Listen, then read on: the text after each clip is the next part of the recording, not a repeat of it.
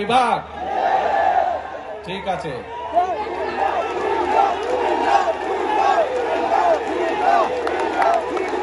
এই দাবিটি যদি জনগণের দাবি হয়ে থাকে ইনশাআল্লাহ তাহলে সেটির বাস্তবায়ন হবে।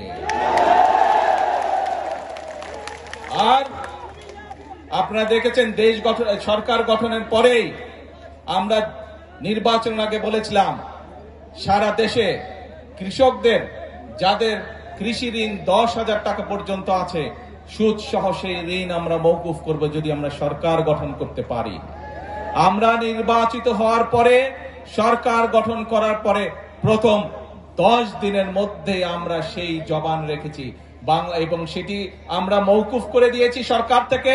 তার ফলে বাংলাদেশের প্রায় 12 লক্ষ কৃষক, সারা বাংলাদেশে 12 লক্ষ কৃষক এর সুবিধাটি পেয়েছে। 12 লক্ষ কৃষকের সুদ এবং ঋণ দুটোই মওকুফ হয়ে গিয়েছে। প্রিয় ভাই বোনেরা, বাংলাদেশ একটি কৃষি প্রধান দেশ। সমগ্র কুমিল্লা জেলা সহ আশেপাশের জেলাগুলোতে প্রচুর শাকসবজি উৎপাদন হয় এবং অনেক ক্ষেত্রে অনেক শাকসবজি এই আমি আগামী কয়েকদিনের মধ্যে শিক্ষামন্ত্রীর সাথে কথা বলবো এবং সবকিছু বিবেচনা করে আমরা উদ্যোগ গ্রহণের চেষ্টা করব যত দ্রুত সম্ভব এই বিষয়টি আমরা চেষ্টা করব ইনশাআল্লাহ বাস্তবায়ন করার জন্য। কিন্তু কথা একটা আছে, ধৈর্য ধরতে হবে। মানুষের উপরে অত্যাচার করেছে, নির্যাতন করেছে, গুম করেছে, খুন করেছে, মানুষকে গুলি করে হত্যা করেছে, মানুষকে গুলি করে জখম করেছে। একই সাথে এই দেশের মানুষের অর্থ সম্পদ তারা বিদেশি লুটপাট করে পাচার করেছে, জানেন তো নাকি?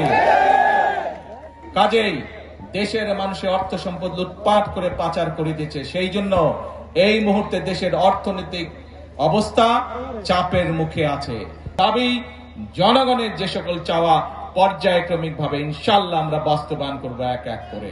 প্রিয় ভাই বোনেরা, তাহলে দাঁড়ালো কি দাঁড়ালো? কথা একটাই, আপনাদের শক্তি, জনগণের শক্তি হচ্ছে আসল শক্তি। ক্ষমতা উৎস শুনেছেন কথাটা আপনারা? সেজন্যই আপনাদের সমর্থন যদি বিএনপির পাশে থাকে, আপনারা যদি আমাদের পাশে থাকেন, যদি ইয়াসিন এর পাশে থাকেন, আপনারা যদি বাংলাদেশ জাতীয়তাবাদী দলের পাশে থাকেন, ইনশাআল্লাহ আমরা দেশকে সামনের দিকে এগিয়ে নিয়ে যাব। আছেন তো সাথে? ইনশাআল্লাহ। তাহলে আসেন একটা কথা দিয়ে বক্তব্য শেষ করি। করব কাজ, জোরে করব কাজ, সবার আগে বাংলাদেশ। আল্লাহ হাফেজ। বাংলাদেশ।